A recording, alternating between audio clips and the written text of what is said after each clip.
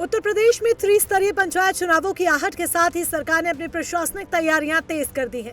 राज्य में पिछड़ों के हक और सटीक आरक्षण व्यवस्था को लागू करने के लिए योगी सरकार ने एक बड़ा कदम उठाते हुए नए ओबीसी आयोग के गठन का नोटिफिकेशन जारी कर दिया।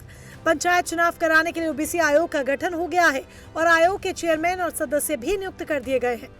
इस आयोग की कमान इलाहाबाद हाईकोर्ट के सेवानिवृत्त जज राम अवतार सिंह को सौंपी गई है। इससे पहले साल 2023 में हुए नगरीय निकाय चुनावों के दौरान बने पिछड़ा वर्ग आयोग के भी अध्यक्ष वो रह चुके हैं। आयोग में 4 सदस्यों को शामिल किया गया है, जिसमें 2 सेवानिवृत्त अपर जिला जज ब्रजेश कुमार और संतोष कुमार विश्वकर्मा और 2 सेवानिवृत्त IAS अधिकारी डॉक्टर अरविंद कुमार और SP सिंह है। ये वो टीम है जो पूरे 75 जिले जाकर ओबीसी की आबादी के आंकड़े एकत्रित करेगी और नवंबर 2026 तक अपनी रिपोर्ट सरकार के समक्ष पेश करेगी। इसके बाद तय होगा पंचायत चुनाव में आरक्षण और फिर होंगे पंचायत चुनाव। इस पूरी प्रक्रिया में समय तो लगेगा ही, इसलिए ये भी कयास लगाए जा रहे हैं कि पंचायत चुनाव विधानसभा चुनाव के बाद ही होंगे। अब ओबीसी आयोग के काम क्या है? दरअसल पंचायत के चुनाव संपन्न कराना, आंकड़े जुटाना, ब्लॉक और पंचायत स्तर पर पिछड़ी जातियां कितनी हैं, उन्हें कितने राजनीतिक प्रतिनिधित्व की आवश्यकता है, ये सब तय करना।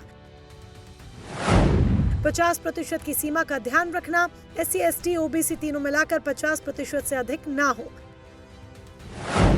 आरक्षण का अनुपात तय करना, यानी कि स्थानीय निकाय में ओबीसी के अनुपात से आरक्षित सीटों की संख्या।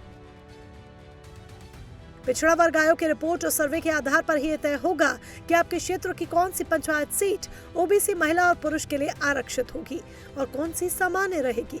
यूपी में पिछला पंचायत चुनाव 2021 में हुआ था। पंचायतों का 5 साल का कार्यकाल अब पूरा होने जा रहा है और संवैधानिक नियमों के अनुसार मौजूदा कार्यकाल खत्म होने से पहले चुनाव संपन्न हो जाने चाहिए थे, पर अड़चन आती रही और विलंब होता चला गया। लेकिन आयोग की गठित ये टीम अब ताबड़तोड़ तरीके से काम करेगी और आंकड़े जुटाएगी। माननीय उच्च न्यायालय के निर्देश पर स्थानीय ग्रामीण पिछड़ा वर्ग आयोग का गठन हुआ है। उसमें SC ST OBC general reservation को ठीक करने के लिए, महिलाओं का जो रिजर्वेशन है उसको दुरुस्त करने के लिए 6 महीने का टाइम दिया गया है। इधर पंचायती राज विभाग ने ग्राम प्रधानों का कार्यकाल खत्म होने के बाद कामकाज संभालने के लिए प्रशासक की नियुक्ति या प्रशासनिक समिति के गठन का प्रस्ताव भी भेज दिया है। अब इंतजार आयोग की रिपोर्ट का है। नियम के मुताबिक इस आयोग को अपना पदभार ग्रहण करने की तारीख से ठीक 6 महीने के भीतर अपनी विस्तृत रिपोर्ट सरकार को सौंपनी होगी। आयोग की ये फाइनल रिपोर्ट नवंबर 2026 तक आ जानी चाहिए, जिसके बाद ही उत्तर प्रदेश की पंचायतों में ओबीसी सीटों का आरक्षण फाइनल किया जाएगा। साफ है कि सरकार बिना किसी कानूनी अड़चन के पारदर्शी तरीके से चुनाव कराना चाहती है और ये आयोग उसी दिशा में पहला और सबसे मजबूत कदम है।